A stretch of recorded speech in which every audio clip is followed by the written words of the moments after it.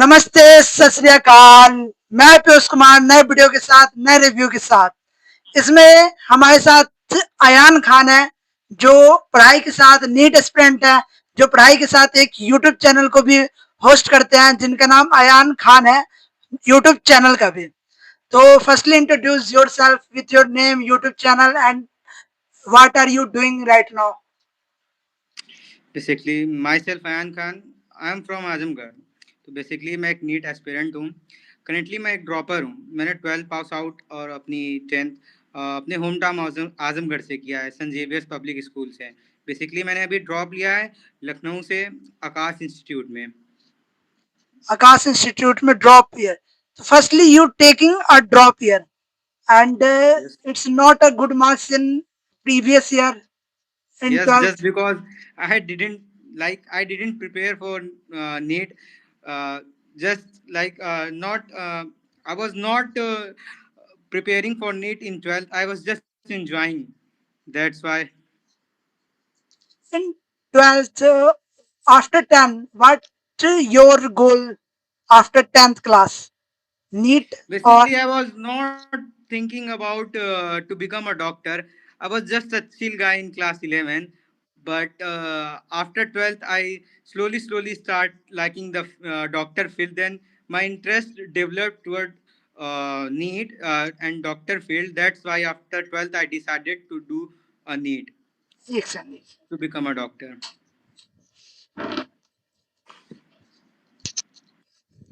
After 10th, why you chose PCB? Why not Because PCM or commerce? Why not PCM or commerce? I don't have interest in commerce, and I love bio. That's why I choose That's that.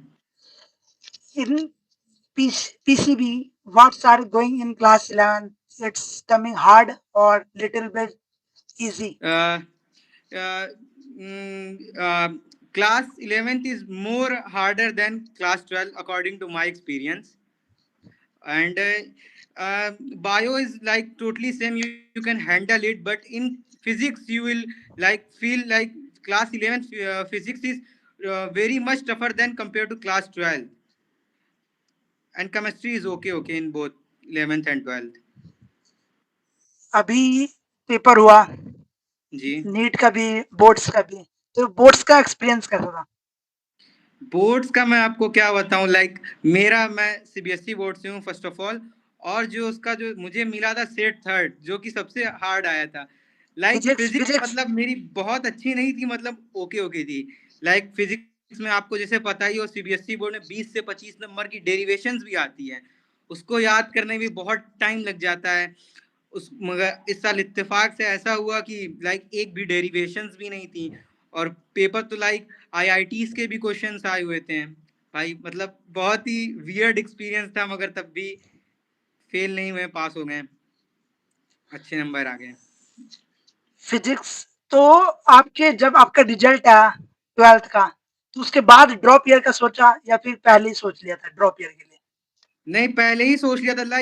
मैं बताना चाहूंगा, 11th में मेरा interest नहीं था। 11th में क्या था कि तैयार करेंगे नहीं तो फिर देखेंगे जो होगा। फिर एक्चुअली मेरे भाई भी वो डॉक्टर है, वो भी इस समय बीयूएमएस कर रहे हैं। उन्होंने भी बोला, थोड़ा अपने सजेशंस दिया।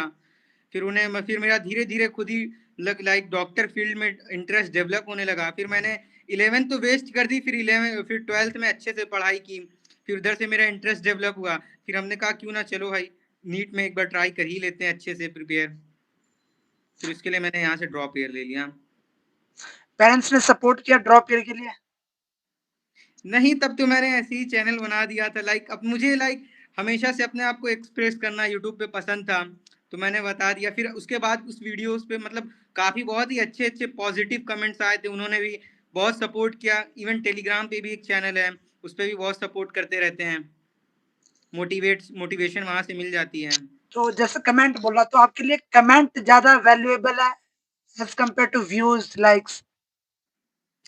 कमेंट तो भाई जेन्युइन होती है। मतलब अच्छे कमेंट्स भी रहते हैं वहां पे, बेकार कमेंट्स भी रहते हैं, दोनों टाइप के कमेंट्स रहते हैं। मगर जो कुछ कुछ बहुत ही अच्छी कमेंट रहती है, जैसे कि बोलते हैं आपके वीडियो से उनको भी मोटिवेशन मिलती है पढ़ने के लिए, वो सुन के और अच्छा लगता है भाई। वीडियो बनाने से, जैसे मैंने आपकी वीडियोस देखे, तो डे वाइज वीडियो है, तो इससे कंसिस्टेंसी बनाने में भी अच्छा रहता है क्या? जी, मतलब कंसिस्टेंट आप किसी भी फ़ील्ड में जाइए, जैसे कि अगर आप कंसिस्टेंट हैं, तो आपको मतलब रिज़ल्ट ज़रूर दिखेंगे। कोई भी फ़ील्ड हो गई, आप पढ़ाई में भी कंसिस्टेंस होइए, बस थोड़ा टाइम लगेगा, आज नहीं होगा, कल नहीं होगा, मगर एक दिन रिज़ल्ट आपको ज़रूर मिलेगा अगर आप कंसिस्टेंट रहेंगे तो। नीट यूजी के बारे में कब पता चला? नीट यूजी का जब मैंने क्लास 10 पास करी थी तभी पता चल गया था। तो आकाश इंस्टीट्यूट ज्वाइन किया, तो जब स्टार्टिंग की आपके जो वीडियोज़ हैं, उसमें आप पीडब्ल्यू से पढ़ रहे हैं, आप डाउट में हैं कि सलीम सर से पढ़े या एमआर सर से पढ़े? जी, एक्चुअली लाइक फिज़िक्स मतलब थोड़ा कंपैरेटिवली हार्ड सब्जेक्ट होता है, तो उस समय मैंने मतलब आकाश जॉइन भी नहीं किया था। तो फिर एक दोस्त का था, उसने बोला पीडब्ल्यू ट्राई करो, तो मुझे समझ में एमआर सर भी बहुत ही रेपुटेड टीचर हैं और सलीम सर भाई आईआईटी के टीचर हैं। मगर पिछले साल क्या हुआ था कि एमआर सर को बहुत लोगों ने ट्रोल भी किया। दोनों टीचर अपने जगह बहुत ही हाई लेवल के टीचर हैं उन लोग। तो आपने फिर सलीम सर को प्रेफ़र किया, व्हाई? मतलब मैंने उनके मतलब बेसिक मैथ के लेक्चर देखे हुए, मतलब वो जिस तरीके से एक्सप्लेन करते हैं, मतलब फिजिक्स से एकदम प्यार ही हो जाएगा। मतलब बहुत ही अच्छे से लो लेवल से उन्होंने जो एक्सप्लेनेशन दी थी, उसके साथ उन्होंने क्वेश्चन भी प्रैक्टिस करवाए थे। मतलब खुद से मतलब फिजिक्स में इतने आसानी से क्वेश्चन पहली बार होने लगे थे, इस वजह से मैंने उनको प्रीफर किया था। तो ये ड्रॉप ईयर में आकाश इंस्टीट्यूट क्यों चुना और कौन से आकाश इंस्टीट्यूट के सेंटर पे हैं? आकाश इंस्टीट्यूट मतलब इनका मतलब लाइक इनके जो टेस्ट सीरीज वगैरह होते हैं काफी अच्छे होते हैं, इस वजह से भी मैंने चूज किया। और लखनऊ में ये आलमबाग में है, लखनऊ में आलमबाग सेंटर आलमबाग है। के पास है। तो जी लखनऊ में अभी हॉस्टल में रह रहे हैं? जी, एक्चुअली मैं अपने भाई के साथ रहता हूँ, हॉस्टल ही में कह लीजिए। और एक वीडियो में पता चला कि आपका लखनऊ में भी घर है। जी, तो लखनऊ में घर होने के बाद भी आप हॉस्टल में रह रहे हैं, व्हाई?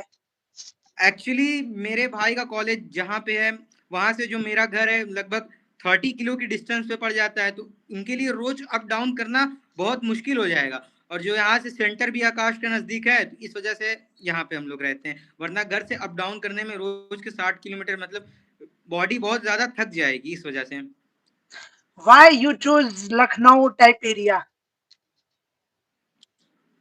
लाइक मेरे ब्रदर ने पहले सोचा था कोटा भेजूं, मगर फिर आजकल कोटा में उसने बोला कि मतलब मेरे मम्मी पापा भी लाइक उन्होंने बोला आजकल बहुत सुसाइड केस हो रहे हैं, उनको लगा कि वहां पे जाएगा प्रेशर से कहीं ये भी ना कुछ गलत कर बैठे, इसीलिए मतलब भाई के साथ ही भेज दिया, कहा तुम इनके साथ।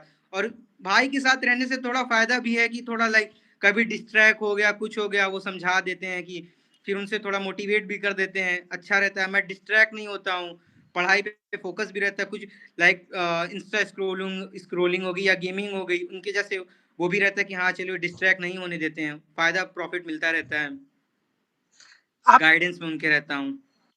किस मंथ में एकदम डिसाइड हो गया था कि नीट की प्रिपरेशन करनी है ड्रॉप ईयर में? नीट एक्चुअली जब मैंने 12th पास आउट करी, उसके बाद भाई ने मैं उससे पहले ही फॉर्म भरा दिया था। फिर अभी लास्ट 2 महीने से मतलब एकदम कहा कि हाँ अब तुम प्रिपेयर करो इसके लिए। तो व्हाई आकाश इंस्टीट्यूट प्रेफर? जैसा कि मैंने आपको कहा लाइक इस साल आकाश का रिजल्ट भी बहुत अच्छा आया था, और इनकी टेस्ट सीरीज काफी अच्छी होती है, इसमें मतलब अच्छे अच्छे लेवल के क्वेश्चंस रहते हैं, और इनके टीचर भी काफी मतलब अच्छे होते हैं। इस वजह से, और यहाँ से थोड़ा नजदीक भी पड़ रहा था, इस वजह से उन्होंने एडमिशन करवा दिया। आपने कहा कि आकाश का रिजल्ट बहुत अच्छा रहा इस बार। तो पहली बात तो आपने जब एडमिशन लिया था तब शायद उस समय रिजल्ट नहीं आया था। हाँ मतलब इससे पहले भी मतलब भाई के 2-3 लोग जान पहचान के वो भी आकाश से पढ़े हुए हैं, उन्होंने उनमें से भी एक दो का मतलब क्लियर हो चुका है, तो इस वजह से उन्होंने बोला था रिजल्ट वहां से अच्छा निकलता है ऑफलाइन से आकाश के।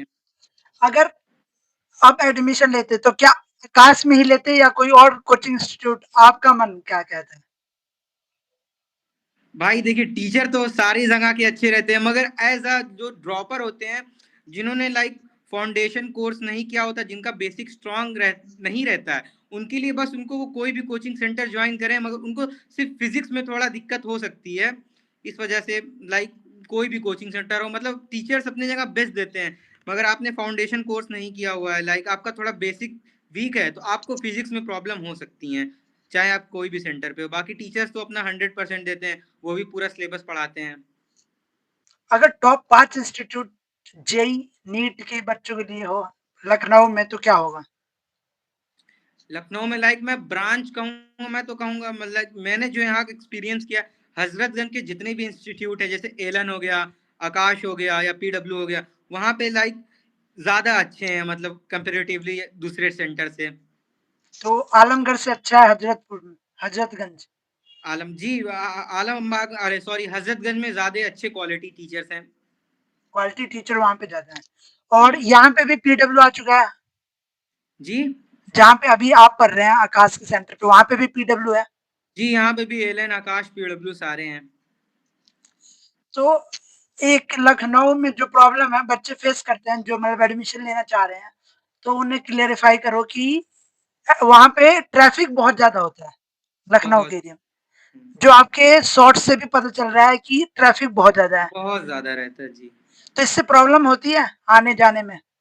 हाँ, लगभग 15 से 20 मिनट एक्स्ट्रा दिन के वेस्ट हो जाते हैं काफी। ऐसा चूज करना चाहिए कि हमें देखना चाहिए कि वहां पे ट्रैफिक है या नहीं जब हम चूज करें। लाइक अगर आप कोई भी लाइक इंस्टीट्यूट ज्वाइन कर रहे हैं, हॉस्टल ले रहे हैं, मेरी यही रिकमेंडेशन रहेगी कि अंडर 1 किलोमीटर ही उसका हॉस्टल चूज करें, ज्यादा दूर ना चूज करें। मतलब वॉक करके जा सकते हैं इतना हाँ, मतलब। वॉक करके, अगर मान लीजिए ऑटो बाई चांस नहीं भी मिला, तो आप वॉक करके 1 किलोमीटर के अंदर रहे तो आप जा सके, आपका टाइम बचे। क्योंकि ड्रॉप ड्रॉप ईयर में टाइम की बहुत वैल्यू होती है, आपको 2 साल का सिलेबस कंप्लीट करना रहता है। और पहली बात मैं ये भी कहना चाहूंगा, लाइक अगर आप ड्रॉप ले रहे हैं तो आपको लाइक आपको जेई करना हो चाहे नीट हो, किसी भी फील्ड में जाना हो, तो आप लाइक फाउंडेशन बैच जरूर करें, उससे आपको बहुत हेल्पफुल होगा। अगर आपको फ्यूचर में जाना है तो आपको ड्रॉप ईयर में प्रॉब्लम्स होंगी, बेसिक्स आपके बहुत वीक रहते हैं, आपको प्रॉब्लम्स होगी। आप कोई भी फील्ड में जा रहे हैं, जरूर आप उसका 11-12 का फाउंडेशन कोर्स कहीं से भी करिए, चाहे आप ऑनलाइन करिए चाहे आप ऑफलाइन करिए, मगर करिए जरूर, वरना ड्रॉप ईयर में बहुत दिक्कत होती है। आप ड्रॉप ईयर में हैं, बहुत जी, सारे नीट के बच्चे क्या करते हैं ड्रॉप ईयर में भी फाउंडेशन कोर्स लेते हैं 11th 12th का। तो आपने क्या लिया है 11th 12th या फिर ड्रॉप ईयर की ही बैच लिया है? मैंने ड्रॉप ईयर का बैच लिया है, लाइक इसमें 11-12 दोनों कंबाइन है। वो तो होता है, इसमें ये रहता है कि 1 साल में कराएंगे। इससे क्या होता है कि अगर मतलब जो भी स्कोर है 1 साल बाद जो भी स्कोर है, तो हमने ये रहता है कि हमने पूरा पढ़ लिया फिर उसे रिवाइज करना है अगर मतलब फिर से ड्रॉप ले रहे हैं नीट वाले। बहुत सारे बच्चे क्या कर रहे हैं कि ड्रॉप लेते हुए नीट के लिए, जेई में तो एक ही अटेम्प्ट रहता है ड्रॉप ईयर में, जी, आईआईटी के लिए तो नीट वाले बच्चे क्या करते हैं कि फाउंडेशन कोर्स लेते हैं ड्रॉप ईयर में, जो कि बहुत बड़ी मिस्टेक्स हैं बच्चों की। और ऐसे तो फिर उनका वक्त ही बर्बाद होगा कुछ ज्यादा ही, लाइक 2 साल फिर उनको लगेंगे। इसीलिए मैंने कहा पहले ही, अगर आपको लाइक जेई में जाना हो, नीट, आपको फाउंडेशन बैच जरूर करना चाहिए, बहुत हेल्प होती है उससे। अगर फिर हाँ इतना टाइम हो गया, 32-33 डेज हो गए आकाश के, तो जी, क्या लग रहा है कि ऑनलाइन बेटर है या ऑफलाइन? देखिए, ऑनलाइन जैसे कि मैंने देखा हमारी जनरेशन बहुत ही ज्यादा डिस्ट्रैक्टेड है, उनके लिए ऑनलाइन, मैं नो डाउट कहूंगा कि ऑनलाइन में बहुत ही क्वालिटी टीचर्स होते हैं, मगर ऑनलाइन लोगों की डिस्ट्रैक्शन होती है। ऑनलाइन आप लाइक अगर आपने फाउंडेशन बैच कर रखा है तो आप ऑनलाइन ड्रॉप ईयर में ले सकते हैं, और आप लाइक डिस्ट्रैक्ट ना हो, क्योंकि मैंने बहुत लोग को देखा ऑनलाइन करते हैं, 1 महीने मोटिवेशन रहती है, 2 महीने मोटिवेशन रहती है, फिर वो डिस्ट्रैक्ट हो जाते हैं, और ऑनलाइन का बैकलॉग वो लोग क्लियर भी नहीं कर पाते, क्योंकि ऑनलाइन में जब एक बार बैकलॉग लगने शुरू होते हैं फिर वो कवर नहीं हो पाते हैं। अगर आप ड्रॉप ईयर भी अगर ऑफलाइन भी ले रहे हैं, ऑनलाइन भी ले रहे हैं, अगर आपकी एक से ज्यादा ड्रॉप हो गए हैं तो आपको अगले साल सेल्फ स्टडी करना चाहिए, मेरा ये ओपिनियन है। एक डाउट है कि जो बच्चे ऑनलाइन पढ़ते हैं, एक तो डिस्ट्रैक्शन कारण है, दूसरा क्या प्रॉब्लम ये है कि वो कम फी में पढ़ रहे हैं तो उनके दिमाग में प्रेशर नहीं होता है, जो ऑफलाइन वाला बच्चा फील करता है कि हाँ मेरे इतने रुपए लगे हैं। ऑफलाइन में आपको एक चीज बहुत अच्छा रहता है कि एक आपने बताया फी का, कि घर वाले इतने फी लगा रहे हैं कि फिर उस वजह से, और ऑफलाइन में आपको कंपटीशन का पता रहता है। ऑनलाइन में जो टेस्ट सीरीज है तो कोई चीटिंग भी करके देख ले रहा है, या आप खुद ही थोड़ा एक्स्ट्रा टाइम लेके या कुछ भी करके चैट जीपीटी का यूज करके दे ले रहे हैं। आप जब ऑफलाइन में जाते हैं तो आपको कंपटीशन का पता रहता है कि हाँ, जो वहाँ पे रिजल्ट्स आते हैं, जो टेस्ट होते हैं, उससे आपको आपकी पोजीशन पता चलती रहती है। और अब फिर क्लास नहीं करेंगे तो घर पे लाइक इन्फॉर्म भी होता रहता है, ऐप में भी अपडेट होता रहता है, फिर आप पे प्रेशर भी रहता है थोड़ा। ये सब चीज में थोड़ा सी प्रेशर रहना अच्छा रहता है ताकि आप कंसिस्टेंट रहें। मगर ऑनलाइन में जैसा मैंने कहा, एक बार बैकलॉग लगता है फिर वो क्लियर होता ही नहीं। और फिर मैंने देखा लोग टेस्ट स्किप करने लगते हैं। टेस्ट तो आपको किसी में नहीं स्किप करना चाहिए, चाहे आइदर ऑनलाइन हो चाहे ऑफलाइन हो। टेस्ट अगर से आपको फिर पता चलता है। सिलेबस कंप्लीट नहीं है तो टेस्ट देना चाहिए या नहीं, क्या आप प्रीफर करना चाहोगे? मेरा है कि पहली बात, आपका सिलेबस क्यों नहीं कंप्लीट है? लाइक आपके एक पहले ही टेस्ट की, मतलब आप ऑनलाइन करिए चाहे ऑफलाइन, शेड्यूल पहले ही आ जाता है जब आप ज्वाइनिंग करते हैं। टेस्ट प्लान है। आपके वो सिलेबस क्यों नहीं पूरा पूरा? और भी आप ही के साथ के बच्चे हैं, उन लोगों का सिलेबस कंप्लीट हो जा रहा है, और आपका सिलेबस नहीं भी कंप्लीट है, टेस्ट दीजिए। टेस्ट से आपको आपकी पोजीशन मिलेगी, आपको पता चलेगा कि आप कहाँ स्टैंड कर रहे हैं, आपका कंपटीशन क्या है। टेस्ट देना बहुत जरूरी है, और उसके बाद एनालिसिस भी करना उसकी जरूरी है कि मेरा कौन सा टॉपिक कहाँ का वीक है। तो जैसे कि आप ऑफलाइन टेस्ट देते हैं, अभी आपके दो, एक या दो टेस्ट हो चुके हैं जी, जो शॉर्ट से पता चले, तो नहीं आप एक कैसे ही टेस्ट में, एक मैंने मिस हो गया, मैं अपने मतलब फेस्टिवल था तो अपने होम टाउन गया हुआ था। मतलब वैसे आकाश में दो टेस्ट हो चुके हैं, एक आपने मिस कर दिया, एक किया है, तो एक टेस्ट किया है तो उसको एनालाइज कैसे किया? एक एनालाइज लाइक मैंने, पहली बात मैं अपने होम टाउन गया, जैसे ये तभी टेस्ट हो गया, तो मेरे एक दो चैप्टर के बैकलॉग हुए, जैसा मैंने कहा आपको टेस्ट देना चाहिए, मेरा बैकलॉग था तब भी मैंने टेस्ट दिया।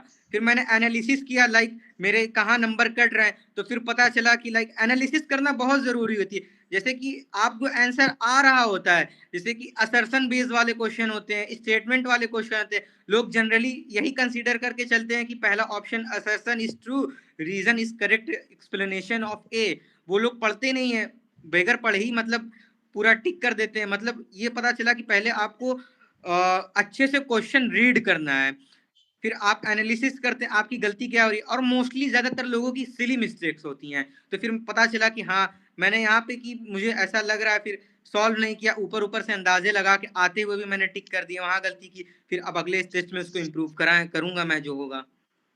जैसे कि मैंने ऑप्शंस पढ़े बिना, लाइक स्टेटमेंट वाइज वाले क्वेश्चन बगैर ऑप्शन पढ़े, जैसे एक अंदाजा रहता है कि हाँ, जैसे जनरली बोर्ड्स में होता है कि option one assertion is true, reason is correct explanation, मगर वो नीट में क्या करता है, उसको नंबर टू पे रख देता है, उसको वन पे रख देता है रॉन्ग वाले को। तो मैंने बगैर पढ़े ही वन वाला टिक कर दिया वहां पे, जैसे मेरी वहां गलतियां हुई, और कुछ एक आध दो सिली मिस्टेक आते हुए आंसर मैंने गलत कर दिए हैं। फिर वहां से एनालिसिस करा, और टाइम मैनेजमेंट में थोड़ा मैंने ध्यान दिया कि फिजिक्स के कुछ क्वेश्चंस नहीं आ रहे तो कुछ ज्यादा ही मैंने टाइम दे दिया। मतलब क्वेश्चन छोड़ने की स्ट्रेटजी में आपको काम करना है, आपको ऐसा लगता है? क्वेश्चन छोड़ने की नहीं, मतलब एक तो लाइक नहीं आ रहा है तब छोड़ दें, एक है कि आता है मगर सॉल्व नहीं करते, ऊपर से थोड़ा अंदाजा नहीं लगा लेता है इंसान कि अब क्या ही न्यूमेरिकल सॉल्व करें, इसकी वैल्यू कुछ राउंड ऑफ इतनी होगी, वो इतना ना छोड़ें, इसको पूरा सॉल्व करें, और अच्छे से मतलब पूरा क्वेश्चंस पढ़ें। और अगर कुछ क्वेश्चन ज्यादा कॉम्प्लिकेटेड है तो उसको उस पर ज्यादा टाइम ना दे, 3 से 4 मिनट ना देने, तो फिर वो बहुत ज्यादा टाइम टेकन हो जाता है, फिर आपके सिर्फ 3 ही घंटे रहते हैं, उसके बाद फिर पेपर ले लिया जाता है, आपके क्वेश्चन भी छूट जाएंगे। क्या पहले टेस्ट में आप इगोइस्टिक थे फिजिक्स को लेके, किसी टॉपिक को लेके, कि ये क्वेश्चन कैसे मेरे से नहीं हो रहा है? हाँ, 2-3 क्वेश्चन तो लाइक मैंने हुए थे मेरे साथ, कुछ सिलेबस भी नहीं कंप्लीट था, कुछ आते हुए क्वेश्चन मैंने गलत कर दिए हैं, और कुछ क्वेश्चन जैसे मैंने आपको बताया असर्शन वाला, उसका मतलब मुझे आंसर भी पता है, बस मैंने स्टेटमेंट नहीं पढ़ी, स्टेटमेंट में मैंने गलत बबल करके आ गया, और कुछ थे ट्रिकी क्वेश्चन थे, तो मुझे पता चला कि लाइक फिजिक्स में ऐसा भी नहीं है कि एकदम थ्योरी से क्वेश्चन नहीं आता है, थ्योरी से आते हैं अच्छे क्वेश्चन आते हैं, तो थोड़ा लैंग्वेज पे मुझे काम करना पड़ेगा। वहां से मैंने एनालिसिस करके पता करा। बायो में आप रीडिंग अच्छी करते हो, रीडिंग कराया, आपकी बुक्स देखी है शॉर्ट्स में, तो बायो कैसे पढ़ते हो? उसका कंप्लीट प्रोसेस क्या है? क्लास नोट्स, रीडिंग, एनसीईआरटी, कोई साइड बुक यूज करते हो, रिवीजन कैसे करते हो, इसके बारे में? देखिए बायो के लिए सबसे अच्छी चीज है कि एनसीईआरटी, एनसीईआरटी से बाहर मतलब एनसीईआरटी ही है सब कुछ। मैंने तो बस मतलब पहले नोट्स बनाता था, मैंने 2-3 मतलब लास्ट 2-3 वीक से नोट्स, मतलब वो क्लास की मैं लिख लेता हूँ मगर उस नोट्स को मैं उतना यूज नहीं करता। लाइक मैं एनसीईआरटी रीड करता हूँ, उसके बाद मैं अपनी खुद की नोट्स बनाता हूँ। बायो में तो लाइक अगर आप ड्रॉप ईयर में हैं तो आपके पास लाइक शॉर्ट नोट हो और आप ज्यादा नोट्स पे फोकस ना करें। मेरा मेरा ओपिनियन है, सबका अलग अलग ओपिनियन होता है, कि आप जितना से ज्यादा हो सके आप नोट्स बनाने की जगह आप एनसीईआरटी रीडिंग करें, एक एक पॉइंट्स आप याद करें, उससे आपको फायदा होगा। बायो के लिए आपको कोई साइड बुक यूज करने की जरूरत नहीं है, आप बस बायो पढ़िए, और जो कोचिंग के मॉड्यूल्स हैं या आप कोई एक्स्ट्रा बुक यूज कर रहे हैं क्वेश्चंस के लिए, आप वो यूज कर लीजिए। बाकी आपको बायो में कुछ ज्यादा करने की जरूरत नहीं है। अगर आप ड्रॉप ईयर में, मेरा ओपिनियन है कि आपको नोट्स भी नहीं बनानी चाहिए, बस आपको सारी लाइन टू लाइन याद होना चाहिए एनसीईआरटी। आप जितनी ज्यादा बार एक चैप्टर को पढ़ेंगे आप उतना ज्यादा आपको कॉन्सेप्ट अच्छा होगा। विपिन शर्मा के साथ कैसा एक्सपीरियंस रहा पढ़ने का? विपिन शर्मा के साथ लाइक कभी कभी कुछ होता है, विपिन शर्मा हो गए या समाप्ति मैम हो गई, ये दो का मैं यूज करता हूँ। इनके पुराने लेक्चर लाइक 2024 या 25 के कोई एक प्रचंड बैच करके हैं, कभी कभी कुछ मुश्किल रहती हैं तो मैं उनके लेक्चर से वहां से मैं उसकी समरी समझ लेता हूँ, फिर एनसीईआरटी की रीडिंग कर लेता हूँ, मेरा एकदम क्लियर हो जाता है वो टॉपिक। विपिन शर्मा सर से मैं पर्सनली मीट कर चुका हूँ। विपिन शर्मा अरे सर, अच्छा। मैं पीडब्ल्यू विद्यापीठ कानपुर का एक्स स्टूडेंट हूँ। अच्छा अच्छा। ये जब वहां पे आपने विद्यापीठ चूज किया, मतलब ये आकाश हाँ चूज किया, तो वहां पे आपको डाउट नहीं रहा एलन के लेके या फिर कोटा इंस्टीट्यूट को लेके? जी। कोटा, कोटा का कोई डाउट नहीं रहा मन में? कभी ख्याल नहीं आया कि कोटा जाना चाहिए? कोटा मेरा दिल था, मगर क्लास 11th में लाइक अब थोड़ा रिग्रेट होता है कि मैं क्लास 11th में फाउंडेशन बैच क्यों नहीं लिया। मैं यही कहूंगा फिर से, अगर आप ड्रॉ आपको जेई या नीट या कोई भी फील्ड में लाइक कॉम्पिटिटिव एग्जाम देना, आप फाउंडेशन बैच जरूर कीजिए, बहुत हेल्प होती है उससे। और कोटा के जैसा कि मैंने आपको बताया, लाइक 2-3 साल में उतने फांसी वाले केस हो गए या कुछ केस हो गए, इतने बढ़ गए थे कि घर वाले डरे हुए थे कि ये भी कुछ ना कर जाए, इसी वजह से नहीं भेजा उन्होंने। तो कोटा नहीं गए, तो दिल्ली का ऑप्शन फिर नहीं चुना? दिल्ली भी, आकाश का मेन इंस्टीट्यूट तो दिल्ली में ही है, न्यू दिल्ली। और भी लाइक और भी कुछ रीजन थे, जैसे कि लाइक मेरे भाई पहले ही से बाहर रहते हैं, वो मतलब उनको डर था कि मैं बाहर जाके कुछ कर ना लूं, लाइक प्रेशर की वजह से या कोई और चीज की वजह से, उन्होंने इसीलिए नहीं भेजा। और मैंने भी उतना नहीं कहा, क्योंकि 11th में मैंने मतलब लाइक मस्ती ही की है, 12th से मैं सीरियस हुआ हूँ। स्टार्टिंग में बच्चे मोटिवेटेड रहते हैं, अभी आप भी हाँ, मोटिवेटेड लग रहे हो। स्टार्टिंग में लोग मोटिवेटर, जैसे कि कंसिस्टेंसी बनानी पड़ती। मैं जैसे जब से प्रिपरेशन स्टार्ट की है, बीच में मुझे भी लाइक फील होता है कि चलो यार आज नहीं पढ़ते, एक दिन से क्या ही हो जाता है, मगर लाइक कंसिस्टेंट, आपको किसी भी फील्ड में जाना, अगर आप कंसिस्टेंट हैं तो आपको जरूर रिजल्ट दिखेंगे। कभी कभी आता है मगर नहीं यार, अगर नहीं किया तो पीछे हो जाएंगे। और लाइक नीट ऐसा एग्जाम है, लाइक ये कोई बोर्ड का एग्जाम है नहीं कि आपको एक सर्टेन परसेंटेज लाना है पास होने के लिए। इसमें आपको लाइक कॉम्पिटिट करना है बच्चे से, अगर आपका 1-2 नंबर हुआ तो आपका सिलेक्शन रुक सकता है। तो वहां से भी थोड़ी मोटिवेशन आ जाती है कि कोई मुझसे भी ज्यादा मेहनत कर रहा है, क्यों मैं आराम कर रहा हूँ, तो वहां से मोटिवेशन आ जाती है, पढ़ने बैठ जाते हैं। क्या शेड्यूल है पूरे डे का?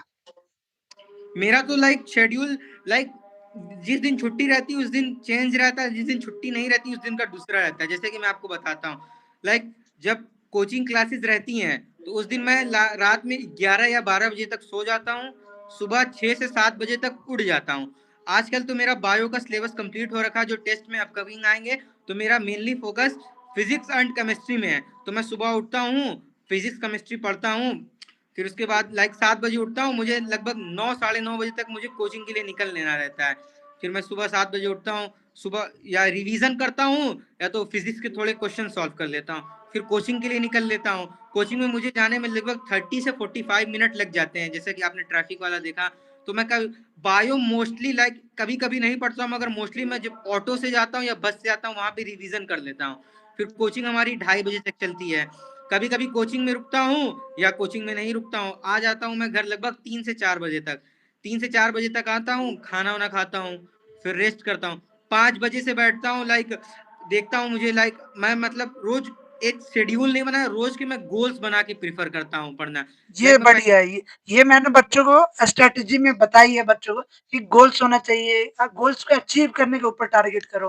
हाँ, क्योंकि लाइक शेड्यूल शेड्यूल बनने को बन जाता, शेड्यूल एक ही शेड्यूल रोज फॉलो करना इम्पॉसिबल हो जाता है। इसीलिए मैं भी प्रीफर करता हूँ कि गोल बना के पढ़िए, आप वो गोल पूरा करिए, फिर लास्ट में गोल पूरा होता है तो मोटिवेशन भी आती है। शेड्यूल पूरा, एक भी शेड्यूल में ऊपर नीचे चीजें हुई तो फिर वो पूरा शेड्यूल बेकार हो जाता है, फिर मन भी नहीं। शेड्यूल में ये भी रहता है ना कि अपकमिंग टेस्ट आ गया, फिर प्रॉब्लम आ जाती है, तो वो शेड्यूल में मैनेज नहीं हो पाता है। हाँ, तो इसीलिए मैं गोल्स बनाता हूँ। मेरा मोस्टली फोकस रहता है फिजिक्स एंड केमिस्ट्री पे, क्योंकि बायो लाइक मैं एनसीईआरटी रीडिंग कर लेता हूँ, और बायो मोस्टली मैं ऑटो में पढ़ लेता हूँ या कोचिंग में कर लेता हूँ। फिर आता हूँ 5 बजे से लगभग 8 बजे का एक सेशन करता हूँ। फिर उसी में या मैं फिजिक्स पढ़ता हूँ या केमिस्ट्री या जो मैंने गोल बनाए रहते हैं वो पढ़ता हूँ। फिर मैं ब्रेक लेता हूँ, खाना वाना खाता हूँ, थोड़ा बाहर टहलता हूँ। 9 साढ़े 9 बज जाते हैं, फिर रात में 9:30 या 9 बजे से बैठता हूँ। फिर देखता हूँ जो मेरे बचे हुए गोल्स पूरे रहते हैं, 11-12 बजे तक उसको कंप्लीट करके सो जाता हूँ। और जिस दिन छुट्टी रहती है, छुट्टी वाले दिन मैं मोस्टली कोशिश करता हूँ कि जितना भी मेरा बैकलॉग लगा हुआ, एक्चुअली मेरी फिजिक्स थोड़ी सी वीक है तो उसमें थोड़ा हो जाती है प्रॉब्लम। तो जिस दिन छुट्टी रहती है, लाइक मैं 7 बजे तो नहीं उठ पाता हूँ क्योंकि लेट सोता हूँ उस दिन, लगभग 9 से 10 बजे के करीब उठ जाता हूँ, 11 बजे तक फ्रेश होता हूँ। फिर मोस्टली जिसमें बैकलॉग क्लियर रहता है उसको बैकलॉग क्लियर करता हूँ, क्वेश्चन प्रैक्टिस करता हूँ। शाम के 4-5 बज जाते हैं उसको, फिर ब्रेक लेता हूँ। फिर लगभग वही 7-8 बज जाते हैं, खाना वाना खा के फिर पढ़ने बैठता हूँ। फिर देखता हूँ कि कितना पूरा हुआ है। फिर क्वेश्चन मैं एक्चुअली फिजिक्स में ज्यादातर मैं क्वेश्चन प्रैक्टिस पे फोकस करता हूँ, और इस समय मेरा थोड़ा बेसिक कमजोर है, इसीलिए क्वेश्चन प्रैक्टिस में ज्यादा टाइम लगता है। क्वेश्चन प्रैक्टिस करते करते 9-10 बन जाते हैं। फिर थोड़ा लाइक अपना यूट्यूब का जो दिन भर का रहता है कंटेंट बनाने में 15 से 20 मिनट चले जाते हैं। फिर रात में दोबारा बैठता हूँ, बायो पढ़ लेता हूँ, लाइक मोस्टली छुट्टी वाले दिन ही मैं बायो पढ़ता हूँ। एनसीईआरटी रीडिंग करता हूँ और पीवाईक्यू सॉल्व करता हूँ। सॉल्व करते करते 1-2 बज जाते हैं, फिर सो जाता हूँ। या कभी कभी जो मेरे भाई लोग रहते हैं कहते हैं आओ चलो थोड़ा मूड फ्रेश करने के लिए बाहर चाय पीने चले या यहाँ चलता हूँ छुट्टी वाले दिन। तो सबसे पहले अच्छी बात ये लगी कि आप एक्सेप्ट कर रहे हो कि हाँ, फिजिक्स में काम करना है मुझे, एक्स्ट्रा हम्म, एफर्ट्स डालने हैं। ये अच्छा रहता है कि बच्चे को पता है, उसके बाद भी बच्चे क्या करते हैं कि हाँ, मुझे नंबर नहीं आ रहे हैं, लेकिन कहेंगे अबे ये तो सिली मिस्टेक है, ये तो सिली मिस्टेक है। उसे भी काउंट करेंगे कि हाँ, इसमें भी तो लगभग बराबर ही बन जाते हैं। लेकिन वो अच्छा लगा कि आप उस पे काम कर रहे हो, फिजिक्स पे एक्स्ट्रा एफर्ट्स डाल रहे हो। तो जैसे मैंने आप हाँ, मैंने मोस्टली लोगों को देखा ड्रॉप ईयर में भी, जो ड्रॉप ईयर में भी होते हैं वो बायो पे बहुत ज्यादा टाइम खर्चा करते हैं।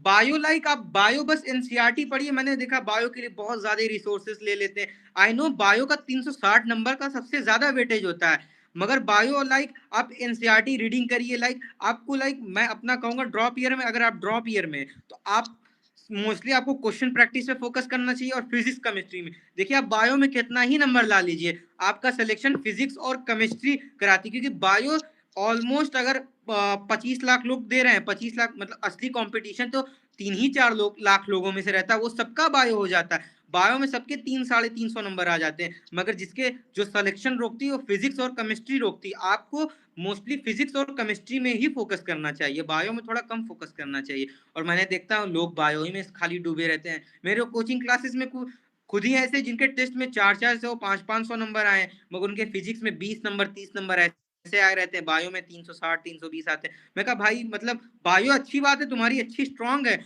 मगर बायो तो एट द एंड सब कर लेता है, फिजिक्स केमिस्ट्री सब नहीं कर पाता है। सबको मोस्टली फिजिक्स एंड केमिस्ट्री पे फोकस करना चाहिए और क्वेश्चन प्रैक्टिस में करना चाहिए। मैं तो एक जेईई बैकग्राउंड से हूँ, लेकिन मैं ये बता सकता हूँ कि मतलब जो मेरे दोस्त हैं जो नीट में, एम्स में अभी बहुत है, एम्स गोरखपुर, एम्स यहाँ पे भोपाल में है। तो क्या है कि जो बायो का पोर्शन होता है ना, वो लास्ट टाइम पे भी अच्छे से रिवाइज कर हम्म। पाओगे। लेकिन जो फिजिक्स केमिस्ट्री अगर स्टार्टिंग में सही से नहीं पढ़े हो, तो फिर वो तो गया तुम्हारा। पैनिक होने लगता है इंसान लास्ट के टाइम में, फिर सोचता है चलो अब नंबर तो रुक ही रहे हैं, बायो ही से देख लिया जाए, फिर वहां से सिलेक्शन भी नहीं होते हैं। बायो में मान लीजिए आपने बायो सेलेक्ट करके आ गए, आपने क्वेश्चन भी नहीं अटेम्प्ट किया, आप मान लीजिए 360 में से 60 पूरा क्वेश्चन बायो का सही कर दिए, और केमिस्ट्री में भी आपके 100 नंबर आ गए, मगर आप फिजिक्स में मान लीजिए 10 क्वेश्चन अटेम्प्ट करके आए, आपके वहां से फिर आपने टोटल तो ओवरऑल अटेम्प्ट 500 नंबर का किया ना, उसमें भी मान लीजिए 50 नंबर की निगेटिव मार्क लगी, आपके सिलेक्शन वैसे भी नहीं होना है फिर। तीनों को इसीलिए प्रेफर आप करना चाहिए, तीनों को लेके चलना चाहिए। और मेरे हिसाब हम्म से बायो के एक्स्ट्रा पीवाईक्यूज पे एफर्ट्स करने चाहिए। बायो में पीवाईक्यूज और एनसीईआरटी मैं तो कहूंगा या तो अगर आप साइड बुक ले रहे हैं क्वेश्चन के लीजिए, या बुक और कोई मत लीजिए, आप बस एनसीईआरटी लीजिए। अगर आप पीडब्ल्यू वाले हैं तो आप लोग मेड इजी ले सकते हैं, क्योंकि फिर आपको नोट्स नहीं बनाना पड़ेगा। जो अभी आई है मेड इजी टीचरों की, हाँ मुझे जैसे अभी पता है उसके जो जेई बैकग्राउंड्स के टीचर हैं, मैथ्स के हैं, सचिन जाकर सर की वो आई है बुक, केमिस्ट्री की फैजल सर की आई है, वैसे ही राजवंत सर की आई है। तो ये प्रिफर कर सकते हैं बच्चे जो देख रहे हैं जेई वाले। तो हाँ, अगर आप पीडब्ल्यू के अगर आप उन्हीं टीचर से पढ़ते हैं तो बहुत अच्छा है, तब आप प्रिफर कर सकते हैं, तो आपका नोट्स मेकिंग में टाइम बचेगा, क्योंकि ड्रॉपर ईयर में लिमिटेड समय रहता है। फाउंडेशन वाले को क्या, उनको 2 साल प्रिपरेशन के लिए मिलता है, वो अच्छे से प्रिपेयर कर सकते हैं। मगर ड्रॉपर में एक ही साल में दोनों पढ़ना रहता है, उसमें आपको फिजिक्स इतना हार्ड सब्जेक्ट होता ही है, और आपको 11 प्लस 12 दोनों की फिजिक्स लेके चलनी है, तो भाई टाइम लगता है। आप नोट्स बनाने बैठ जाएंगे तो फिर खर्चा होता है, उससे आपका सेविंग टाइम की हो सकती है। तो आपको आप जैसे मॉड्यूल करते हो, मॉड्यूल मैंने देखा है एक्सरसाइज वैसे आप करते हो, टिक भी लगे हुए हैं, तो डीपीपी करते हो या नहीं? मॉड्यूल करते हो, अच्छी बात है। एक तो मैंने गलती करी कि आप लोग को भी, आप लोग अगर आप लोग फाउंडेशन मतलब कोई भी इंस्टीट्यूट के कर रहे हैं तो आप लोग मॉड्यूल सॉल्व करिए, डीपीपी उसमें टिक मत लगाइए। एक सब्सक्राइबर ने मुझको रिकमेंड किया था, उसने कहा था कि रिवीजन के टाइम पे दिक्कत होगी आपको अगर आपने पहले ही से टिक लगा रखा है। तो मैं यही रिकमेंड करूंगा, आप टिक ना लगाइए, क्योंकि आप टिक लगा लेंगे आपको लगा कि मुझे आता ही है, मगर कभी कभी ऐसा होता है कि आपको दोबारा उस क्वेश्चन को सॉल्व करने की जरूरत रहती है। स्पेशली बायो के मॉड्यूल्स ऑड्यूल्स में आप एक अलग सॉल्व करने वाली कॉपी बना लीजिए, आप मॉड्यूल्स को यूज करिए, मगर उसके आंसर कभी मॉड्यूल्स में टिक ना करिए, ये मैं कहूंगा। कि अगर आप रिवीज एक ही बार, तो ऐसा नहीं कि आप एक ही बार क्वेश्चन लगा लिए आपकी मेमोरी में हमेशा रहेगा वो, आप उसको 2-3 बार कम से कम मॉड्यूल को सॉल्व करिए, और मॉड्यूल्स में टिक ना लगाइए, उसकी अलग से कॉपी बना लीजिए। इस बारे में मैं प्रिफर जो करूंगा, जो मैंने अपनी प्रिपरेशन टाइम में किया और इससे इम्प्रूव हुआ, जो मैं बच्चों को रिकमेंड करता हूँ कि मॉड्यूल कर रहे हो, डीपीपी कर रहे हो, कहीं से भी एक्स्ट्रा बुक कर रहे हो, तो सर्कल टिक डार्क मेथड होता है वो अपना है। जो कुछ हम मैं ये नहीं कर रहा हूँ क्योंकि कॉम्पिटेटिव में 4 ऑप्शन है, टिक मारना है। तो जो क्वेश्चन जैसे क्वेश्चन नंबर 1 हुआ, अगर हमें हो गया तो उसे टिक मार दे पहला, उसमें ऑप्शन नहीं में वो नहीं, मैं ऑप्शन में आप नहीं। और जो नहीं हो रहा है उसे सर्कल सर्कल लगाएं, उसे पूछे, और उसे आप ज्यादा टाइम अगर रिवीजन कर रहे हैं, क्योंकि आप अगर सारे क्वेश्चन करेंगे तो फिर वो रिवीजन थोड़ी हुआ, वो तो तुम पूरा पढ़ रहे हो। रिवीजन ऐसा होना चाहिए कि हमने अगर पहली बार पढ़ा 1 घंटे लग रहे हैं तो अगली बार 45 मिनट में हो जाना चाहिए। बिल्कुल आपने सही कहा, मैं भी वही कहने जा रहा था कि आप मॉड्यूल्स आंसर टिक करने के जगह क्वेश्चंस को आप टिक करिए, उससे आपको प्रिपरेशन के टाइम पता रहेगा कि मेरा कौन सा टॉपिक इस चैप्टर में वीक है, उस पर मुझे फोकस फिर से करना चाहिए। और थोड़ा कॉन्फिडेंस भी आता है ज्यादा टिक देख के। जब क्वेश्चन सॉल्व होते हैं ना, वो अलग ही फीलिंग आती है। और और जब स्पेशली नहीं पीवाईक्यू, पीवाईक्यू जो सॉल्व होते हैं, एक्सरसाइज सॉल्व, में उतना नहीं होता है फील, जो पीवाईक्यू सॉल्व होता है, हाँ यार बहुत अच्छा। वो जैसा आपने बोला कि बाहर जाके एंजॉय करें, तो मूवी देखने बाहर गए थे आमिर खान की, कौन सी मूवी? हाँ मतलब कभी थिएटर एक्सपीरियंस लिया भी नहीं था उस समय, लाइक फिजिक्स का क्वेश्चन हो नहीं रहा था, मतलब एकदम डिप्रेशन टाइप हो रहा था कि यार कैसे होगा, मतलब थोड़ा नहीं फील होता अंदर से, मतलब कि अब यार नहीं हो रहा है सॉल्व, क्या किया जाए, मतलब फिर बहुत अजीब अंदर से, आप एस्पिरेंट रह चुके हैं, आपको फील होता होगा जब क्वेश्चन नहीं सॉल्व होती है। तो फिर भाई ने बोला चलो मूवी लगी है, दिखा लेते हैं, हम कहे चलिए, तब कुछ मूड भी फ्रेश हो जाएगा। थिएटर एक्सपीरियंस भी कभी लिया नहीं था, चला गया था मैंने। फिर उसके बाद भी उन्होंने एक बार और पूछा चलोगे, अभी शायद कोई एक जुमानजी करके पिक्चर आई थी, मैंने मना कर दिया, क्योंकि उस टाइम बहुत, कभी थोड़ा तो प्रिपरेशन के टाइम में एंजॉय करना चाहिए, नहीं तो एकदम प्रेशर, बहुत ज्यादा भी प्रेशर अच्छी बात नहीं, मगर प्रेशर होना अच्छी बात है, मगर बहुत ज्यादा नहीं, क्योंकि बहुत ज्यादा प्रेशर होता है तो लड़के लोग गलत कदम उठा लेते हैं, जो कि सही नहीं है। थोड़ा प्रेशर होना चाहिए आपको। मैं एक जेई एस्पिरेंट था, आप एक नीट एस्पिरेंट हो, लेकिन मैं लाइफ को रिलेट कर पा रहा हूँ कि जैसे मैंने 11th-12th में मोस्टली जो मेरी प्रिपरेशन थी बोर्ड्स लेवल की थी, और नीट के पीवाईक्यू समथिंग कर लेता था मेंस के इजीली। फिर मैंने ड्रॉप ईयर लिया, ड्रॉप ईयर में मैंने क्वेश्चंस किए जो भी किया। तो ड्रॉप ईयर में एक मुझे प्रॉब्लम लगी थोड़ी मोड़ी, आप वो फील कर पा रहे हैं, थोड़ा सा माइंड सेट का प्रॉब्लम, कि थोड़ा डिस्ट्रैक्शन, मतलब इस टाइप का डिस्ट्रैक्शन, जैसे क्वेश्चन नहीं हो रहे हैं तो माइंड एकदम शार्प हो जाना एक रूम में बैठे-बैठे? हाँ, ये तो होता है जब क्वेश्चन नहीं होते ना बहुत वियर्ड फ़ील होता है। तो फिर नेगेटिव मैंने थिंकिंग आती है? अरे! जब वैसे तो नहीं आती मुझे जब क्वेश्चन नहीं लगते तब बहुत बुरा फ़ील होता है, थोड़ा नेगेटिव फ़ील होता है। फिर भाई भाई से मैंने पूछा फिर उन्होंने बोला कि जब क्वेश्चंस वगैरह ना लगा करें या नहीं समझ में आए तो सब्जेक्ट स्विच कर लिया करो, यही सबसे अच्छा रहेगा। फिर बाद में उसको अगले दिन ट्राई किया करो जब सो के उठा करो। फिर मैंने वही करना स्टार्ट किया।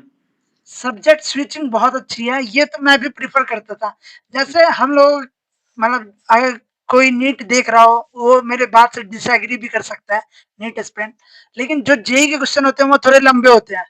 तो हाँ, ये होता है। पेशेंस एडवांस हाँ, पेशेंस नहीं रह पाता है कभी-कभी। कभी बीच में कैलकुलेशन एरर हो गया, हुँ, लगातार क्वेश्चन कर रहे, 2-3 में एरर हो गया, तो हुँ, माइंड पूरा वो हो जाता है कि कुछ आ ही नहीं रहा है। तो हुँ। वो हुआ आपके साथ नीट में कोई क्वेश्चन्स को लेके? अरे फिज़िक्स में मोस्टली होता है, बायो का तो मैंने मैनेज कर लेता हूँ, केमिस्ट्री की भी मैं फिज़िक्स में होता है क्योंकि फिज़िक्स जनरली हार्ड रहती है। अब इसीलिए इस साल का पेपर भी आपने देखा कितना अच्छा आया हुआ था लाइक हाँ, 2-4 क्वेश्चन थे जो जेईई एडवांस से कॉपी थे या फिर हुँ, मतलब सेम टू सेम थे जो एडवांस लेवल के जो क्वेश्चन होते हैं मॉड्यूल के। आप क्या मतलब उसके लिए क्या प्रेफ़र कर रहे हैं अगर कोई हार्ड क्वेश्चन है, छोड़ने के लिए? जैसे जेईई एस्पिरेंट्स को सिखाया जाता है, क्वेश्चन छोड़ते कैसे हैं? वैसे नीट एस्पिरेंट्स आप क्या मतलब कैसे पता चल रहा है कि अभी टेस्ट दे के ही पता चलेगा? अभी तो मैंने उतना एक ही टेस्ट दिया, उतना एक्सपीरियंस नहीं है, मगर मैं लाइक मोस्टली अपना टेस्ट देता हूँ। आप जेईई वाले आपका नहीं पता आप कैसे अटेम्प्ट करते हैं। मतलब नीट वाले में मोस्टली क्या होता है, पहले लोग 90% लोग बायोलॉजी अटेम्प्ट करते हैं, फिर केमिस्ट्री अटेम्प्ट करते हैं, फिर फिज़िक्स अटेम्प्ट करते हैं। फिज़िक्स अटेम्प्ट करते-करते सिर्फ़ 1 ही घंटा या डेढ़ घंटा अगर आपकी बायो बहुत अच्छी है तो बचता है। फिर उसी में लाइक पहले लाइक अगर मैं तो यही कहूँगा अगर एक क्वेश्चन 3 से 4 मिनट के अंदर नहीं बन रहा है, तब छोड़ दीजिए उसको, तब लास्ट में देखिए। अगर आप एक क्वेश्चन में 3 से 4 मिनट से ज़्यादा नहीं देना चाहिए। फिर अगर आप उसी एक क्वेश्चन को देने में लग गए, फिर जो आपके आते हुए क्वेश्चन हैं जिससे आपके सिलेक्शन हो सकते हैं, आप वो क्वेश्चन भी नहीं अटेम्प्ट कर पाएँगे, फिर ओवरऑल वैसे भी सिलेक्शन नहीं हो पाएगा और नेगेटिव मार्किंग भी हो जाएगी। यूट्यूब कंसिस्टेंसी भी दे रहा होगा, तो क्या यूट्यूब एडिटिंग खुद करते हैं आप, भैया करते हैं या कोई दोस्त? बेसिकली मैं मतलब मैंने और भी मेरे टाइप का लोग कंटेंट बनाते हैं, मैंने उनका देखा है लाइक वो बहुत एडिटिंग वगैरह भी करते हैं। मैं उतना एडिटिंग वगैरह नहीं करता हूँ, जो लाइक मेरी एक वीडियो है, अगर आपको शो करता तो दिखाता, मगर मैं लाइक अपनी एक वीडियो लाइक एडिटिंग का जो पार्ट है 5 मिनट के अंदर लाइक रेडी कर लेता, बस वही मैं इसमें मोस्टली मुझे टाइम एक वीडियो शूट करने में क्लिप शूट करता हूँ, फिर घर पे आता हूँ, मुश्किल से 10 मिनट के अंदर मेरी एक वीडियो बन जाती है। इसमें ज़्यादा टाइम नहीं लगता है।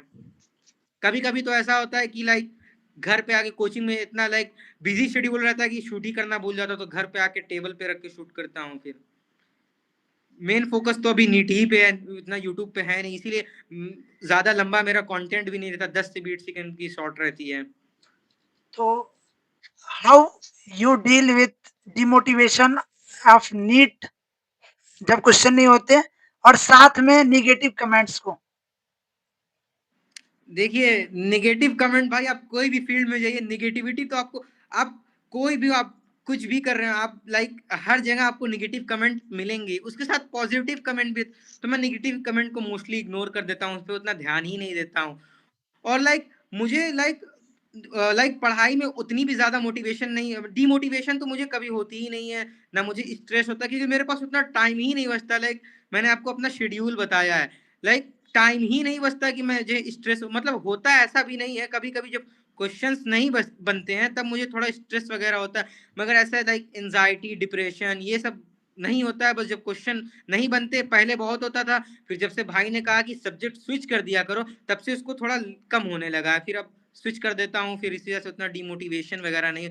मैं यही कहूँगा, अगर आपका अभी आपके पास टाइम है, अगर आपने ड्रॉप ईयर लिया है, क्वेश्चन नहीं हो रहे हैं, कोई बात नहीं, अभी आपके पास टाइम है, टाइम लगेगा, करिए, अच्छे से करिए, बस आप डिस्ट्रैक्ट मत होइए और बैकलॉग मत दे दीजिए। अगर आपका बैकलॉग लगा, बायो में लगा तो वो कवर हो जाएगा, फिजिक्स केमिस्ट्री में बैकलॉग एकदम मत लगने दीजिए, क्योंकि फिर आपका आप अगला अटेम्प्ट देने बैठ जाएंगे तब भी आपका वो बैकलॉग क्लियर नहीं हो पाएगा, क्योंकि एकदम फिजिक्स केमिस्ट्री में बैकलॉग लगने ही मत दीजिए।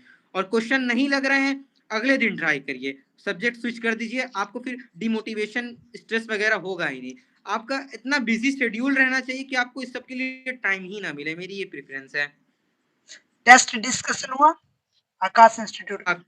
टेस्ट डिस्कशन हुआ, फिर उन्होंने बोला चलिए आपका पहला टेस्ट था, ऐसी गलतियां हो गई, अब आगे से ऐसी गलतियां ना करिए। बहुत लोगों ने सिली मिस्टेक्स भी की थी, बताया उन्होंने कि आप लाइक क्वेश्चन अच्छे से पढ़िए। बाकी उन्होंने सारे टॉपिक्स पढ़ाए हुए थे, ऐसा था नहीं कि कोई ऐसा टॉपिक ना पढ़ाया हो। मैं बोलना चाहूंगा नई नई गलतियां करते रहो, पुरानी वाली हाँ, बोलते रहो। गलतियों से सीखिए, नई गलती करिए वो एक्सेप्टेबल है, मगर आप वो पुरानी गलती रिपीट कर रहे हैं तब वो अच्छी बात नहीं है। अभी तो आपके पास टाइम है, आप सुधार सकते हैं, लास्ट में आपके पास जब 2-3 महीने बचेंगे, जब रियल टेस्ट सीरीज पूरे चैप्टर्स की होंगी, वहां पे नंबर कम आएंगे, वहां पे तब इंसान थोड़ा डिमोटिवेट हो सकता है। जब एफएसटी आती है, फुल मॉक टेस्ट, तो AITS वगैरह जब होते हैं। बोर्ड एग्जाम का कैसा एक्सपीरियंस रहा? सीबीएसई बोर्ड एग्जाम, मैं भी सीबीएसई बैकग्राउंड से आता हूँ। सीबीएसई में लाइक, अब पहले क्या था कि पहले लोग फेल करते थे, अब ऐसा हो गया कि इतना हार्ड फिजिक्स का पेपर आने के बाद भी, मैं लाइक आपको एक रियल स्टोरी शेयर करता हूँ। मेरा एक दोस्त है, मैं उसका नाम नहीं लूंगा, लाइक एक्स दोस्त है मेरा, एक दोस्त है, उसका नाम एक्स ले लीजिए। उसने लाइक, अब सीबीएसई का लेवल बहुत ही ज्यादा गिर गया, एक वक्त पे सीबीएसई का खौफ था कि लोग, हाँ बच्चा सीबीएसई बोर्ड से पढ़ के पास हुआ है, मगर अब क्या हो गया कि उसने फिजिक्स का पेपर दिया, उसने सिर्फ एमसीक्यू अटेम्प्ट किए थे, सिर्फ टोटली एमसीक्यू, उसने एक भी ना कुछ अटेम्प्ट किया ना कुछ, और एमसीक्यू में भी उसने खाली सी लिखा था और कुछ नहीं लिखा। उसके एमसीक्यू मेरे हिसाब से टोटल 30 या 28 ऐसे ही कुछ आते, 30-32 एमसीक्यू रहते हैं, 20 इधर के रहते हैं, सॉरी, हाँ उसके 28 नहीं, शायद 24 या 25 नंबर आए, और 8 क्वेश्चन शायद उसमें असर्शन वगैरह में रहते हैं, और 20 या 22 क्वेश्चन एमसीक्यू और असर्शन मिला के। टोटल मार्क्स 34 आए हैं क्या? नहीं, उसके इंटरनल इंटरनल जो स्कूल ने शायद उसके 28 या 30 दिए थे, और उसके पासिंग मार्क्स शायद 70 में से 23 रहते हैं, उसके 25 वगैरह आए थे, और उसने सारे ऑप्शन सी टिक किए थे, तो इस वजह से आप सोच सकते हैं कि उसको लाइक जबरदस्ती पास किया गया, उसका पास होने का कोई चांस ही नहीं था, मगर फिर भी उसको पता नहीं कैसे कॉपिंग क्या चेक हुई, क्या हुआ, वो पास हो गया। वो इतना खुश था कि पूछिए मत आप। ऐसा हो ही नहीं सकता कि 28 एमसीक्यू है, आपने सब में सी भर के आया और 23 नंबर पासिंग है, 23 नंबर आपको मिल गए। तो इससे क्या रिकमेंड करना चाहोगे जो बच्चे 12th में है? 12th में मैं यही कहूंगा कि लाइक, जो आपके बड़े भैया दीदी लोग कहते हैं, आप 12th बोर्ड की प्रेशर मत लीजिए, बस आप लाइक, कहना तो नहीं चाहिए मगर अगर आप कॉपी भर के आ रहे हैं तो आप पास हो जाएंगे, इतना मैं कह सकता हूँ। और 10th क्लास वालों को मैं ये कहना चाहूंगा, 10th क्लास सबसे इजी क्लास होती है। आप भाई, आप 10th को बहुत, एक ट्रिग्नोमेट्री होती है, शायद आप भी भाई 10th पढ़े हुए सीबीएसई बोर्ड के, उसी का लोगों को डर रहता है, मगर आप बस उसी को हटा दिए, बाकी आपका 10th क्लास का पेपर बहुत ही इजी रहता है। जब आप 10th class like 10th class दे लेंगे, फिर आप रियलाइज करेंगे 10th क्लास सबसे इजी क्लास होती है। 10th क्लास का तो आपको एकदम प्रेशर नहीं लेना चाहिए, 10th क्लास तक आपको अपनी स्कूल लाइफ अच्छे से जीनी चाहिए, पढ़ना भी चाहिए और जीनी भी चाहिए अच्छे से, लाइक एकदम, जिनके 6-6 घंटे नहीं, 3 से 4 घंटे 10th के लिए मोर देन सफिशिएंट है। जब 10th से 11th में आए थे तो प्रॉब्लम आई थी? फिजिक्स में आई थी, फिजिक्स में आई थी, क्योंकि 10th की फिजिक्स और 11th की फिजिक्स में जमीन आसमान का फर्क था। बोल सकते हैं 10th 11th की कैनेमेटिक्स और 10th की हवा पूरी ही फिजिक्स। हवा ही नहीं लगी थी मुझे। फिर भी मेरे मतलब अपने क्लास में पोजीशन अच्छी थी, मेरे क्लास में लगभग मोस्टली 50 to 60% लोगों की बैक आई थी, मेरी बैक नहीं आई थी। 4-5 ही नंबर एक्स्ट्रा आए थे पासिंग मार्क्स से, मगर बैक नहीं आई थी। ज्यादा भी अच्छी नहीं थी, मगर इतना था कि मैंने पास होने के लिए मैनेज कर लिया था। मैं बता रहा हूँ अपना एक्सपीरियंस, क्लास 11th की फर्स्ट पेपर में फिजिक्स की कुछ 11 बच्चे पास थे आउट ऑफ 66, उसमें मैं पास था। मेरी और भी इधर सिचुएशन थी। 12th में फर्स्ट पेपर में 12th के फर्स्ट पेपर में 66 में से 6 बच्चे पास थे, जिसमें मैं पास था। और पासिंग मार्क्स जो भी थे, उससे केवल 2 मार्क्स ज़्यादा थे। लेकिन मेरे 4 नंबर कॉलर ऊपर थे क्योंकि पास था।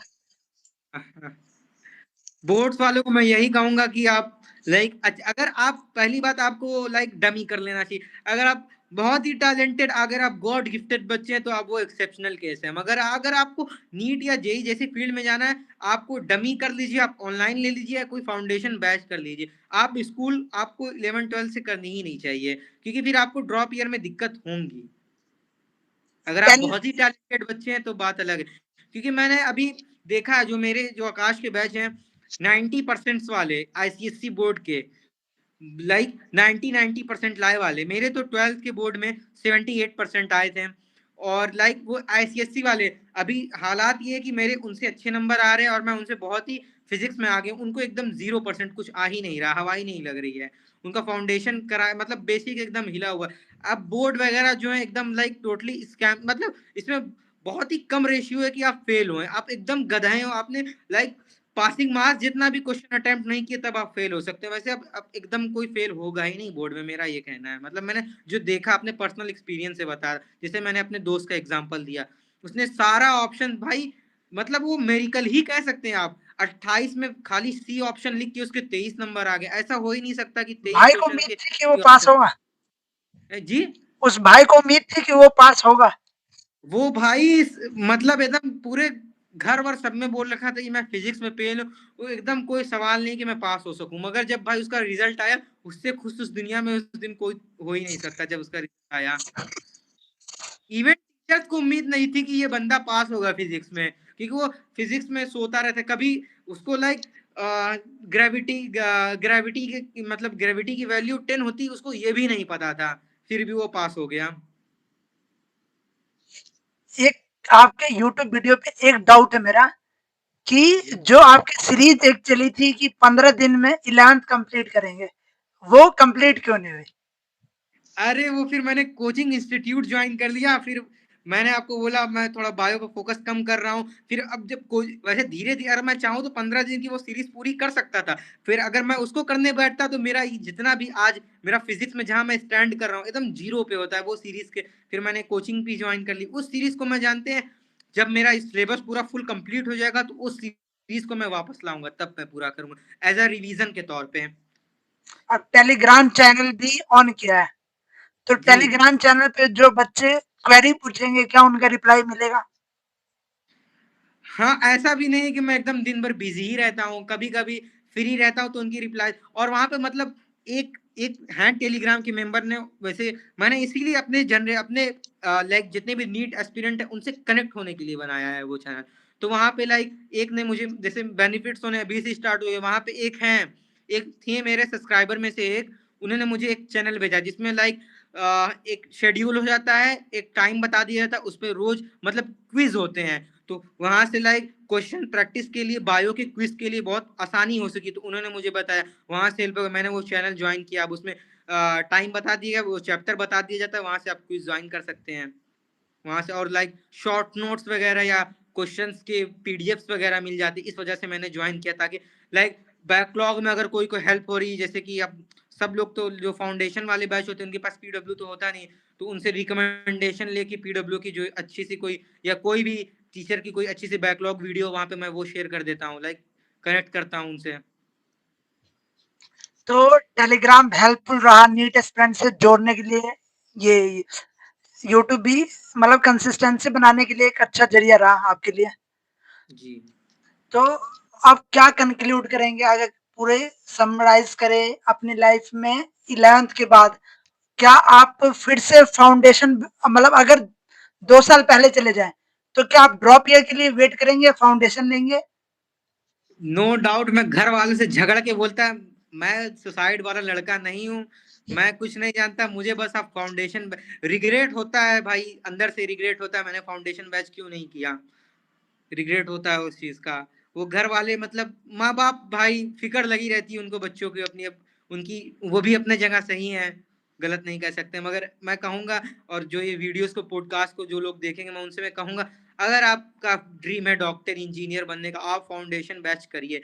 आइदर आप ऑनलाइन करिए चाहे ऑफलाइन, मगर फाउंडेशन बैच करिए।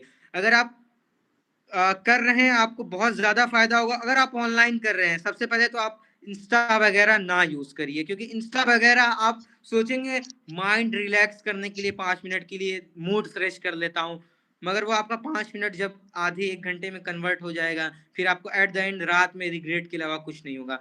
और आपको एक अंदर से डेडिकेशन लानी पड़ेगी कि हाँ, मुझे करना है। पहले मुझे डेडिकेशन नहीं थी 11th तक कि मुझे डॉक्टर नहीं बनना है, मुझे नीट नहीं प्रिपेयर करना। फिर जब से डेडिकेशन आई, मैंने सब कुछ छोड़ दिया। अब फिर 12th में भी उतनी डेडिकेशन नहीं थी, क्योंकि मैंने फाउंडेशन में, स्कूल था, स्कूल में मस्ती वगैरह होती रहती है। अगर आप स्कूल, आप डमी आ रहे हो, तो स्कूल में लाइक दोस्तों के साथ लंच ब्रेक, घूमना, स्कूल वाले टूर। फिर अगर आप कर रहे हैं तो आप जब तक डेडिकेशन नहीं अंदर से लाएंगे नहीं होगा। फिर मैं जैसे जब से मैंने ड्रॉप ईयर लिया है, मैं भी इंस्टा में ड्रॉप ईयर के जब ज्वाइन किया था आकाश, मैंने भी 1-2 हफ्ते इंस्टा वगैरह कंटिन्यू उसको यूज करता था, स्नैपचैट यूज करता था, यूट्यूब पे शॉर्ट स्क्रॉल करता था। फिर भाई ने समझाया, और भी मतलब उसके कॉलेज के मतलब जो मेडिकोज लोग हैं 4th ईयर के, उन्होंने बताया। फिर अंदर से डेडिकेशन मेरी पैदा हुई, तो फिर मैंने एकदम इंस्टाग्राम से एकदम टोटली मैं अपने आप को हट गया हूँ। मैं जल्दी लाइक मेरा फोन मोस्टली साइलेंट पे रहता है या स्विच ऑफ रहता है, मैं फोन भी उतना यूज नहीं करता हूँ। और लाइक स्नैपचैट से भी मैं हट गया। फिर जब से यूट्यूब पे आया हूँ, थोड़ा बहुत टेलीग्राम यूज कर लेता हूँ, और ये थोड़ा यूट्यूब पे कंटेंट बना लेता हूँ। बाकी मैं सोशल मीडिया से एकदम कनेक्ट हूँ, और लाइक दोस्तों दोस्तों से भी एकदम बातचीत नहीं करता हूँ। लाइक अगर आप ऐसे कंपटीशन में जा रहे हैं कि आप कंपटीशन के लिए प्रिपेयर कर रहे हैं, तो आप ये सोचिए कि आप अगर 6 घंटे पढ़ रहे हैं, तो आपके अलावा भी कोई है जो वहां पे 12-12 घंटे पढ़ रहा है, आपसे ज्यादा वो मेहनत कर रहा है। आपको एक एग्जाम नहीं दे रहे कि आप एक फिक्स परसेंटेज ला दीजिए, आपको वो पास हो जाएंगे। आप कंपटीशन के लिए आपको डेडिकेशन अंदर से लानी।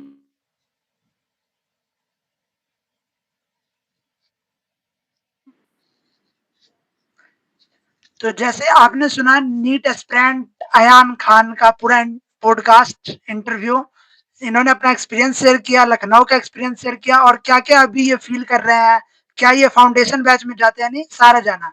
अगर इनसे आप पर्सनली कनेक्ट होना चाह रहे हैं, तो लिंक डिस्क्रिप्शन में इनका यूट्यूब चैनल का, वहां पे जाके आप देख सकते हैं इनका चैनल। ये अपनी डेली रूटीन शेयर करते हैं, और ये अपने नीट एस्पिरेंट और जैसे जेईई एस्पिरेंट जो तैयारी कर रहे हैं उनसे ये पर्सनली जुड़ते हैं। तो वहां पे आप जाके इनके चैनल विजिट कर सकते हैं, और ऐसे ही अमेजिंग वीडियो के लिए हमारे भी चैनल को सब्सक्राइब कर सकते हैं। हमारा चैनल पिकनिक स्टडी, भाई का चैनल अयान खान। तो आप वहां पे भी जाके जुड़ सकते हैं। तो स्टे मोटिवेटेड, स्टे काम।